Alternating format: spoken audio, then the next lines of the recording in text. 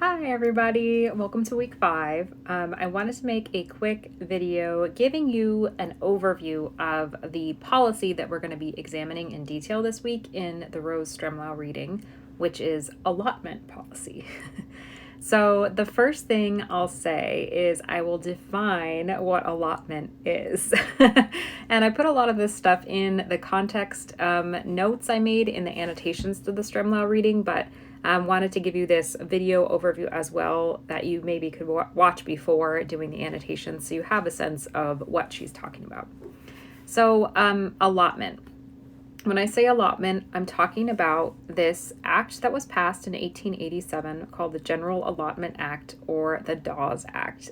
Senator Henry Dawes was the architect of this act, so that's why it's called the Dawes Act.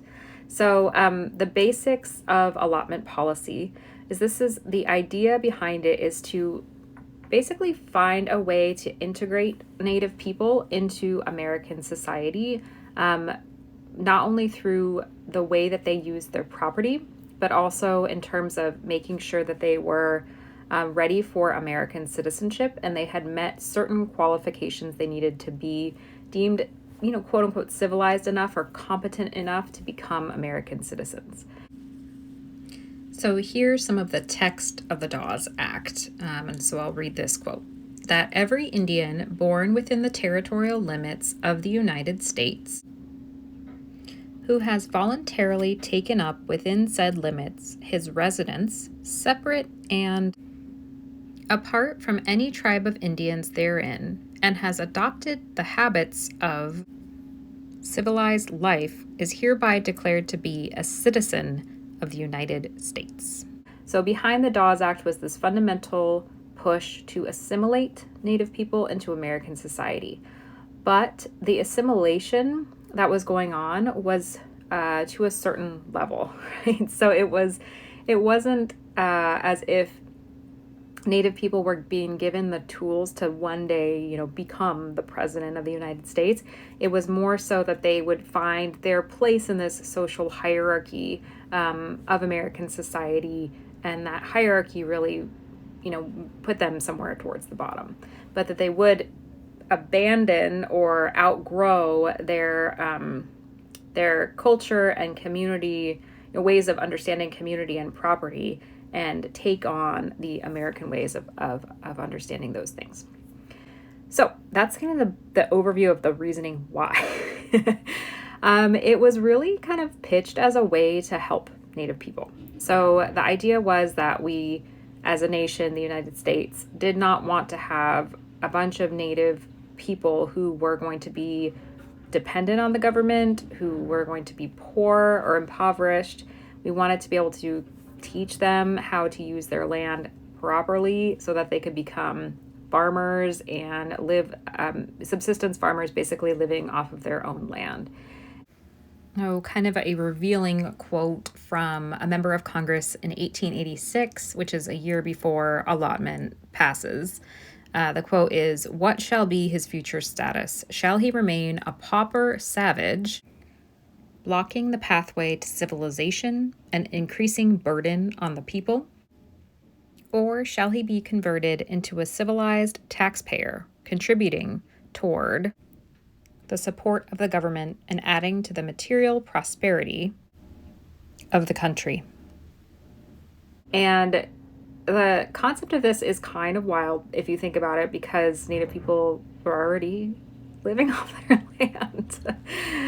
Except, when the U.S. decided that land was for the U.S. and not for Native people, they ruled that basically what would happen would be that reservations or communally held land would be kind of split up into these square plots or grids called allotments, and that each individual household would receive their allotment, and that's the land that they would use to farm, to raise their crops and their livestock, and that's what they would need. And all the rest of the land that was communally held or understood to be tribal land would be deemed surplus, and that surplus could then be sold to white settlers, to railroad companies, to land speculators.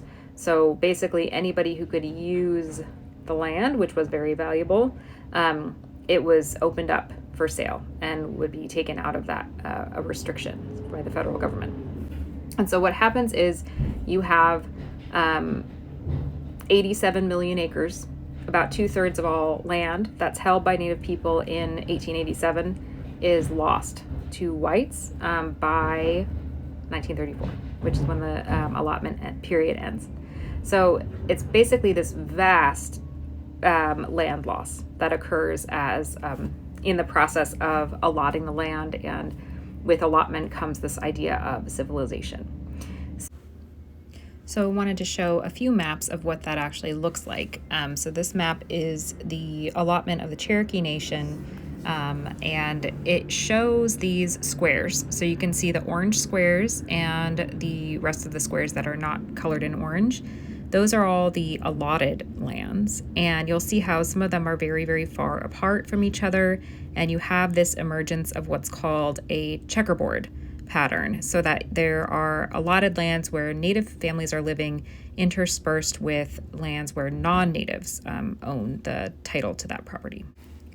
This map really does show it very well, the checkerboarding of some of the reservations in California of the quote-unquote Mission Indians. So this is right around Palm Springs. So there's lots of racial components of allotment that we're going to get into in the reading. There are gendered components.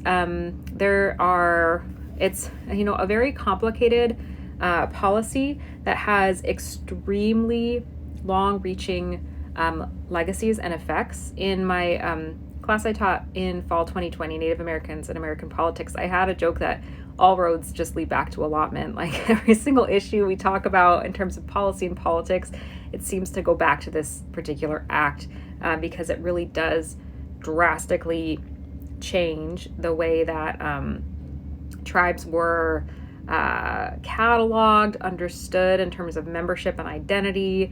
As you'll read about in the Stremlau reading, it transforms the way that land was understood. It is extremely impactful. So I think the Stremlau reading actually does a really good job of explaining how the notion of we'll just divide up the land so every household gets their own plot sounds simple enough, but it's actually extremely complicated and involves a lot of personal interference between the commissioners, so the Dawes Commission, so the state agents who would be coming to these reservations to decide who gets what plot of land, and the Native people who would basically be interviewed to tell them who are you living with, who is in your household, and then also certain things about themselves, like how Indian are you, basically. So that's what we're going to talk about this week, and I hope this overview is helpful.